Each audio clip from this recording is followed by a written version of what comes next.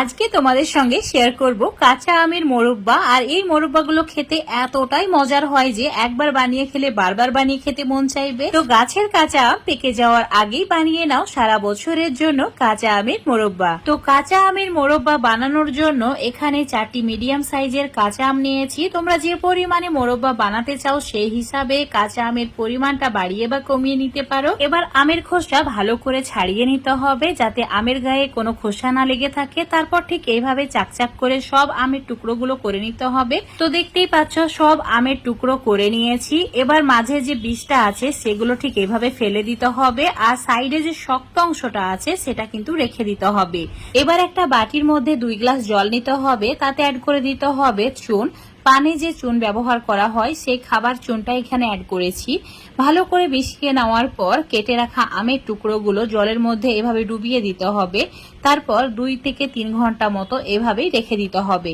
এখন তোমাদের 3 ঘন্টা পর দেখাচ্ছি। দেখতেই পাচ্ছ অনেকটা আমের টুকরোগুলো শক্ত হয়ে গেছে। এবার এগুলো চুনের জল থেকে তুলে পরিষ্কার জলের মধ্যে নিয়ে নিতে হবে। তারপর হাত দিয়ে ভালো করে পরিষ্কার করে ধুয়ে নিতে হবে। 2-3 বার জল পাল্টে ধুয়ে নেবে, তাহলে একদম পরিষ্কার হয়ে যাবে। 3 বার জল পাল্টে ভালো করে পরিষ্কার করে ধুয়ে নিয়েছি। দেখতেই পাচ্ছ একদমই চুনের গোলাটা লেগে নাই।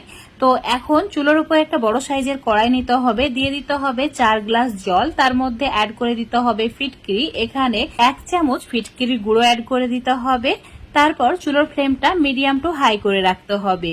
অ্যাড করে দিতে হবে আমের টুকরোগুলো। এখন এই আমের টুকরোগুলো সেদ্ধ করে নিতে হবে। তো 2 মিনিট হাই ফ্লেমে সেদ্ধ করে নিয়েছি। আর এই আমের টুকরোগুলো 50% মতো সেদ্ধ হয়ে গেছে। এবারে আমের টুকরোগুলো যাতে বেশি পরিমাণে সেদ্ধ না হয়ে যায় তাই গরম জল থেকে তুলে ঠান্ডা জলের মধ্যে রেখে দিতে হবে। আমের টুকরোগুলো আবার বেশি ঠান্ডা করা যাবে না, হালকা একটু গরম রাখতে হবে। তো 1 মিনিট মতো এভাবে রেখে দিয়েছিলাম। এখন এই আমের টুকরোগুলোকে জল ঝরিয়ে তুলে নিচ্ছি।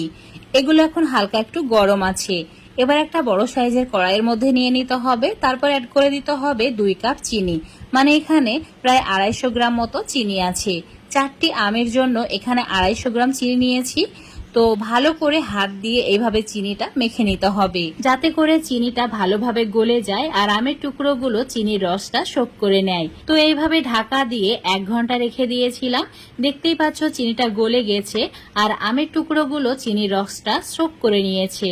তো এখন একটা বাটির মধ্যে আমের টুকরোগুলোকে তুলে নিতে হবে আর কড়াইয়ে যে চিনিটা আছে সেটাকে জাল করে নিতে হবে, মানে একটু ঘন করে নিতে হবে। চুলোর উপর বসিয়ে 5 মিনিট মিডিয়াম ফ্লেমে জাল করে নিয়েছি। এবার এই চিনির শিরার মধ্যে সুগন্ধের জন্য অ্যাড করে দিতে হবে কেওড়া জল। 1/2 চামচ মতো কেওড়া জল এখানে অ্যাড করেছি। তোমরা চাইলে এলাচের গুঁড়ো অ্যাড করতে পারো বা এলাচ দিয়ে দিতে পারো। ভালো করে মিশিয়ে নেওয়ার পর আরো 5 মিনিট মতো জাল করে নিতে হবে। এখন চিনির শিরাটা বেশ ঘন হয়ে গেছে। এবার আমের টুকরোগুলো চিনির শিরার মধ্যে অ্যাড করে দিতে হবে আর চুলোর ফ্লেমটা অবশ্যই মিডিয়ামে রাখতে হবে।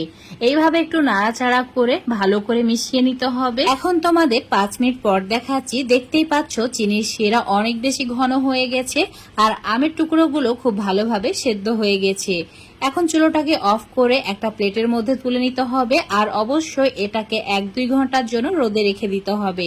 তাহলে আমের মোরব্বা একদমই পারফেক্ট হবে আর সারা বছর সংরক্ষণ করে রাখা যাবে, একদমই নষ্ট হবে না। তো এই মোরব্বাগুলো 2 ঘন্টা রোদে রাখার পর তোমাদের দেখাচ্ছি। দেখতেই পাচ্ছ অনেক বেশি শুকনো শুকনো হয়ে গেছে। তো কাঁচা আমের মোরব্বা এভাবে একবার বানিয়ে খেয়ে দেখবে, এটা খেতে অসাধারণ স্বাদের হয়। তো আজকের এই রেসিপিটা যদি তোমাদের ভালো লেগে থাকে অবশ্যই লাইক শেয়ার কমেন্ট করে দেবে। ফেসবুক পেজ থেকে দেখলে পেজটাকে ফলো করে নেবে, ইউটিউব থেকে দেখলে চ্যানেলটাকে সাবস্ক্রাইব করে রাখবে।